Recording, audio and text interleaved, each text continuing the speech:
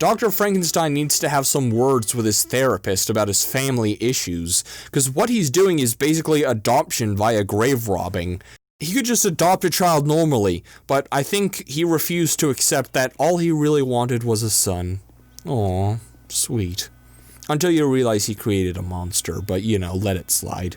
Frankenstein, the doctor, seemed to find the body parts from corpses to make his creature, so why did it have the flat top? A flat head is not commonly associated with advanced mental state. So he really picked a crap skull there. Although at least he had a skull, not every monster could say that about themselves. Take for instance, the Headless Horseman, the man known for being the most resilient human-looking chicken there has ever been. The accuracy of the name has always bothered me. He has a head, a pumpkin. It may be unconventional, but it's still his head. We shouldn't say it doesn't exist just because it's different. We should be calling him the pumpkin-headed horseman. How does he see with a pumpkin? Does he see at all? Is it like Minecraft where there's pumpkin outlines in the sight? Would it have an orange tint to everything? Or would sesame seeds appear in the eyeline? It would be admittedly a little funny to see the Headless Horseman just bumping into stuff. He would appear all scary and then have to do a game of Marco Polo to find his victims. He could have a seeing eye pumpkin head dog thing. This is just proof that blind people are better than most people morally, because they don't think about how possible it is to murder someone else, whereas people who can see have definitely thought about that whenever they're in a conversation with someone, right? It's not just me. I feel bad because so many senses are in the head. Without it, you can't smell anything, you can't taste, hear, or see anything. No wonder he's so angry. I feel like we just need to give him head surgery. He's the victim here. Speaking of his head, what happened to the original after it was severed? Is his head going on adventures as the bodiless horseman? Technically, since your personality's in your brain, which is in your head, you exist in your head. So technically your head can't be cut off, but your body can. One final note, who names a place Sleepy Hollow? Feels like a poor name. Is there an insomnia epidemic in the whole area? It's a real place, so who the hell lives in a place called that? That's like purposefully moving into a place called Creepy Clown Village, and then getting surprised when creepy clowns show up. Like, what did you think you were getting into, Karen? Reasonable HOA rates? We shouldn't need to qualify clowns as creepy. They're already creepy. We can just call them clowns. The idea of horror versions of them is just the reality of the situation. Creepy clown is just the biggest oxymoron.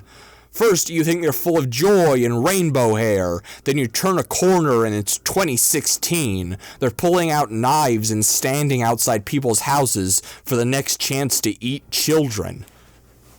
You're walking alone in a forest, and you hear the light squeak of the predator soon to take your soul, the vicious creature from the depths of hell that feast on nothing but human flesh, a clown's horde of balloon animals. They take what's left of you, and take all your blood to put in their little ball nose, just noses made of blood on their faces all day. They put little horns in it so they can squeak when they squeeze it. Well, that's a whole new meaning to bloody nose. They steal rainbows from the sky to put in their hair and craft afros, stealing the sky's beauty to draw in more customers to their circus stew. Leprechauns across the world lose the map to their gold just so the clowns can dress their hair. The echoes fill with their love of laughing, snickering, and hollering passing through every hallway as those unfortunate enough to walk in their path, the sound that will forever haunt their nightmares.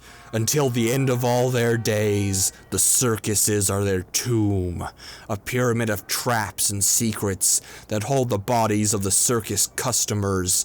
Creepy clowns have their win, and there is no one the wiser. Okay, that was a little weird of me, my bad. So, how about I talk about something a little less scary and murderous, a little cuter? How about, Oh, the vicious drop bears. Perfect. If you don't know what drop bears are, they are Australia's native monsters. They are the murderous cousins of the cuddly koalas and are often confused for them, which leads to some unfortunate accidents in the woods. The most important thing about drop bears is that they are totally real. Some people spread a rumor on the internet that there's somehow a damn countrywide conspiracy where millions of people are conniving to trick the world that a fake species is real, but that level of deep state BS just doesn't exist. The most dangerous part is arguably the fangs.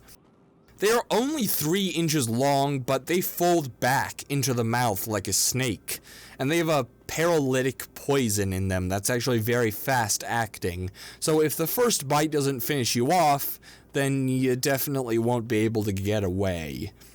Their claws are a little bit longer than their fangs, but what they miss in a lack of poison, they are much sharper. There's a story of a man whose car window was cut, not cracked, but cut, by a drop bear's claws. They are very territorial creatures, and if they find any species, especially human, entering their territory, they enter something called rage mode. The rage is where their adrenaline increases and they exclusively hunt down their prey. While they are territorial in Australia, their real home is the Dark Dimension, the home of all nightmares and sin. These drop bears are manifestations of humanity's darkest shadow and our deepest regrets. You may think being territorial means that they're protecting their children, but they're just being pricks. In truth, to raise their young, drop bears actually lay eggs in the sun, where the babies build an immunity to thetans.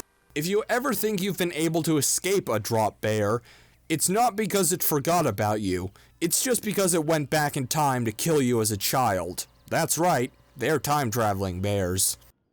This might have been my longest video yet, but it was worth it to spread some much-needed vital information out into the world, even if no one will see it.